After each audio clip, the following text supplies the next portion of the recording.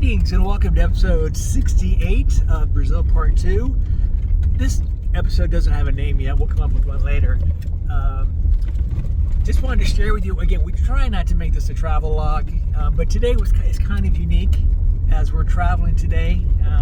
We needed to visit a small branch that was having some difficulties with the computer system. The branch president, the leader of the congregation, isn't very technologically savvy. Since we were kind of in the neighborhood, we decided that we would make the detour and go help them out. And then we're heading off to another building. You might remember the branch Chapagina. We created a branch there, a new congregation there a year ago. And so today, they were having a celebration of their 1 year anniversary of being a branch. So they invited us to a dinner this evening. So looking at Google Maps, we decided that we would take a shortcut. So the road that Google has us on. So was it ever paved, Brandon? Can you tell? I don't think so. It's fairly graded, not too bad, but yeah, it's not like driving in Houston. Let me tell you that. But we had a wonderful experience in Codó. Congregation has an attendance of about 35 people. About half of them were youth, and most of the youth were there without parents. Right, Raina?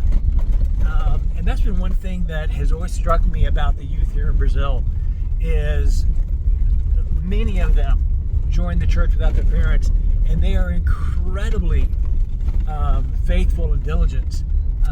There's one young man back in Teresina, and he is there in the church probably 3-4 nights a week. They're every Sunday getting ready to go on a mission, and his parents have nothing to do with the church. The same thing is here in Codó. That goes. But anyway, this was kind of a unique experience as we travel up the dirt road for another mere 90 kilometers. So I'm going to be. Heaven help us, literally. Oh, that's still me. I'm hoping we are protected. Yeah. So just another day in the life of mission leaders. We'll catch up with you later. We'll share with you some of the celebration there in Chapagina. Welcome back to episode 68. As you can see, it's now a couple of days later from the original taping of that first segment. We had an adventure on Sunday afternoon, and so actually what we want to do is we actually used it as the basis for our mission devotional on Monday night. So we're gonna pull that up. It's going to be in Portuguese, but Brandon and I will speak in English, and we'll share with you what we shared with the mission on Monday night. Okay, so welcome to our devotional. So we were in, as you heard from the previous video, we were in Codó Sunday morning, and then we needed to get up here to Chapagina. And as you can see by this map, we had two options thanks to Google Maps. We had this one that was 131 kilometers, or we had this one that was about, it was longer, it's about half an hour longer. Part of that was because we found out later why that was. We know this Highway 222 is horrible. Road conditions are horrific. So we're willing to take a shortcut and try this one out. So we've got a video here. So just another day in the life of mission leaders. We'll catch up with you later. We'll share with you some of the. So as you can see from this video, road was, while it was unpaved, it was pretty wide. It was smooth. Well, it wasn't smooth, but it was at least graded very well. So we thought, great, okay, we may have to go a little slower, but not a big deal. But so it started off well. And then what happened? So we got about halfway. We're invested now in this trip. And we passed by, is this the man? Mm-hmm. We passed by this house. There were very few homes on this part of the road. The road had turned from that nice graded level to kind of like a trail. Like a motorcycle trail. Like a motorcycle trail. And we thought, okay, this road has not been traveled well. But we continued because, Google said that this is the way we were supposed to go. And we passed this house and this man is going, stop, and we just blew right by him because we're invested. We're going the right way. So, but then things got bad. So there's no sound on this. Because we're coming down this road, so you get an idea of how the road conditions have changed as we come up here. See if I can stop this. Not quite there yet. You can see that there's some erosion coming down this road.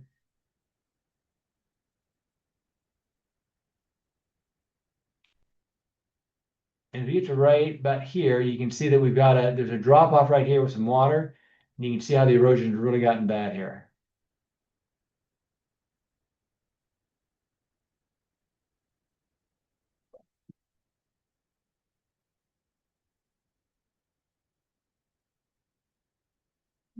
And this is where it happens.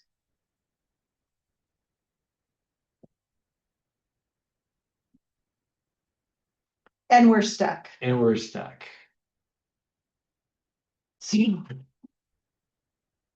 I was so stressed out. I did not get good pictures of what we were doing. Any pictures?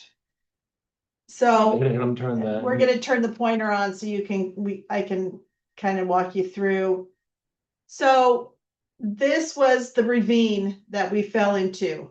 The dirt, as you can see right here, came right up to the running board. Is that what it's called? Yeah. And then the tire was completely in this dip, and it was pretty deep. I mean, it was pretty deep. So we started putting rocks and all kinds of. At first, we're just sitting in the car. We're just sitting in the car, and then this is what happens. Well, and here's the yeah, we didn't get any pictures, but we have a picture. This is a grab from the family polo, from Marco Polo. So we did what any mission leaders you'd expect us to do. We prayed. We prayed that we would know what to do. We actually prayed that his angels would be around us. And I had the distinct impression that I needed to pray, using the power of the priesthood, that we would be free from the situation. Because going back to that map, we're in the middle of nowhere, folks. And it's now 3 o'clock in the afternoon. It gets dark in a couple of hours. I thought about using this. So this is actually a Garmin satellite GPS locator that we can use to contact Salt Lake. But I'm thinking, even if I make contact with them, we're spending the night. We're spending the night in this car. So as Brandon indicated, we then got out. We started. Well, Greg had the thought, we've got to lighten the load. We had 50 boxes of copies of the Book of Mormon in the back of the car. So Greg unloaded it. That seemed to help a little bit, but this front wheel, the car wasn't moving. And so Rain is panicked. I'm starting to get through it a little bit, thinking of everything that I can do. And then all of a sudden, what happens? A motorcycle pulls up. And a few minutes later, another motorcycle pulls up. And soon after, a third motorcycle pulls up. And these three guys right here worked with us for an hour. And we won't go into all the details of what we did to get the car freed. But ultimately, I'll tell you, we put the jack underneath the car. We were able to get it up enough that we were able to get the rock that we were high centered on. We were able to get that out of the way. It made me horribly nervous to have this guy under the SUV and with just this little jack. Got that rock out. Then with the car up, we got some more rocks underneath the rear tire, which was now up off the ground. And then we dug out the front right tire so that we could put some rocks down there so that tire could get some traction. And then they got behind the car and pushed, and we were able to dislodge the vehicle. And then, because we were stupid Americans, they then were kind enough to escort us all the way back out to the paved road, about an hour probably. Oh yeah. So it was a blessing. So as we met with our missionaries, we shared with them a couple of things that we had learned. So the first lesson, there are no shortcuts. there are no shortcuts. Full stop. We were uninformed. We should have known when we saw that road that that wasn't good, but and we put our confidence in And the wrong things, right? we blew completely by the voice of warning. How many of us see that voice of warning, but we're smarter than they are, and we blow right through it. So we learned to pay attention to the voice of warning. Power of prayer. I, I was beside myself. I would walk, I just paced and I prayed and I cried and I prayed and I paced.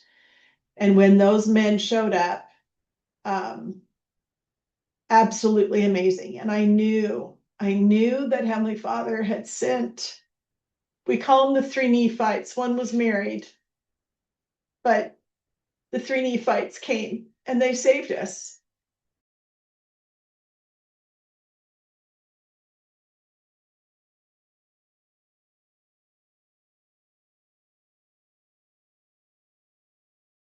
And how blessed we were. Heavenly Father heard our prayers.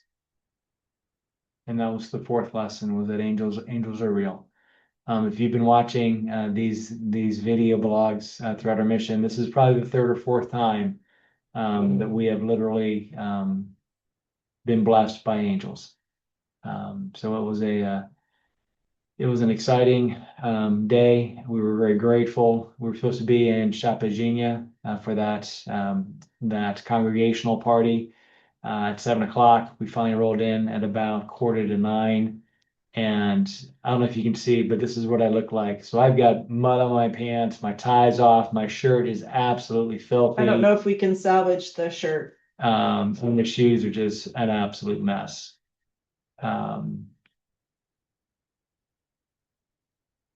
So we just wanted to share that with you as we reflect upon the many experiences that we've had here on the mission. This is just another one of numerous blessings that we've enjoyed as we've been in the Lord's service. So we hope that this might perhaps help you as you go through as you get off the beaten path and are struggling, and we testify to you that God's in the details and He's aware of every one of His children. All right, we'll love you. We'll see you soon.